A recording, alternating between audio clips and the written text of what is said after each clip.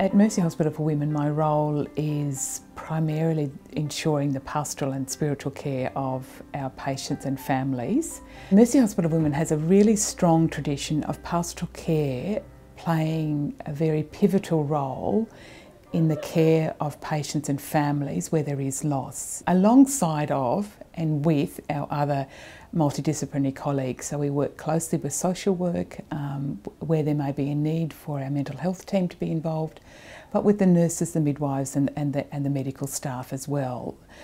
And particularly where there is a situation where the parents may opt to continue with a pregnancy even though the baby may have some abnormality, that we're very much part of the team in supporting families during that time.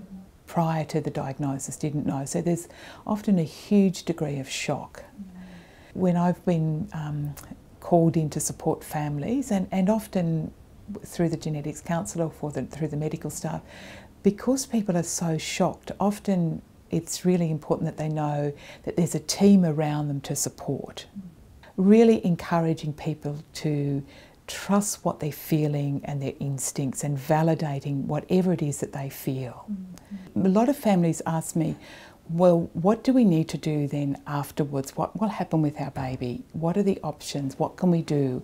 So that's where, as pastoral carers, we have a very significant role in this hospital of actually talking people through what are the possibilities, what are the options in terms of care for their baby.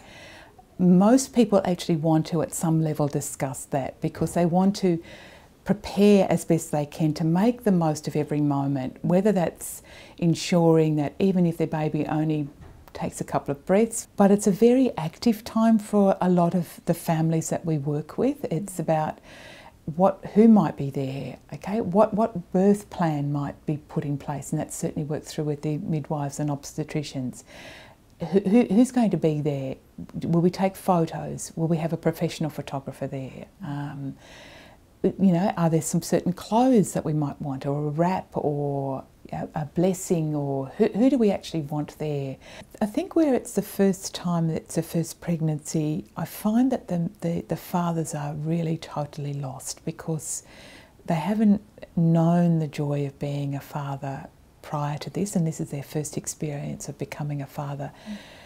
I think the profound powerlessness for the man is sometimes overwhelming because they can't change anything for their wife or their baby, and they haven't actually been able to connect, perhaps as a mother often can, because of the physical dimension, that she's actually engaging in this process in a different way because her whole hormones, her whole body is changing around this pregnancy, that she might be experiencing different feelings, and so is aware of the baby's movement. And so whilst the husband can be connected to that in some way, it's not the same level of intimacy that a woman feels.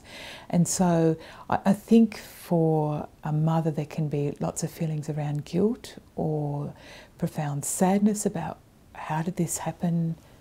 Is there something I did wrong? Or that really deep sense of responsibility of, how did this happen? That sometimes can't even be spoken about. There's a profound sadness for both, but the expression of it also has other dimensions, because I think the powerlessness for the father of the baby is really tapped into very deeply, whereas the mother, there's a level of bonding or sense of guilt or deep sadness. In terms of how children might respond to what's happening, it's very much guided by how the parents are around it and the level of engagement that parents wish to have with their children. So for some families, we really encourage with social work around that dynamic, around being as transparent with your children, obviously dependent upon age, but being as transparent as possible and enabling them to be part of the process.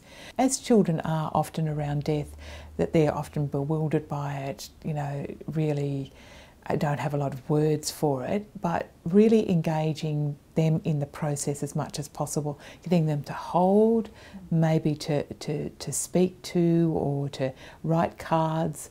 So encouraging families to really engage with those around them, that this is their journey and that they can have a part of it, but again, family dynamics dictate how that might be played out.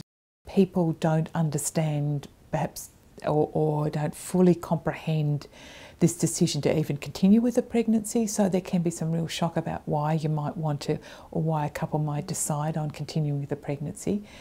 That however they can make meaning out of this is probably my perspective from a pastoral care point of view, of really encouraging them to draw on what does this mean, and that this is a baby that you love and you really care about. So really taking time to bond and to think about what you want to do, how you might want to care for your baby, what's important to you, what's going to be meaningful, and from our perspective giving them options around that, but two, of really taking care and time for themselves in whatever way that might be, and as a couple being able to talk about that, or talk about it with just those who are closest to them, rather than trying to explain it to everyone, but to give themselves time to actually understand it, because they are in such shock initially that it takes time to actually process this and to become to some level of understanding for themselves.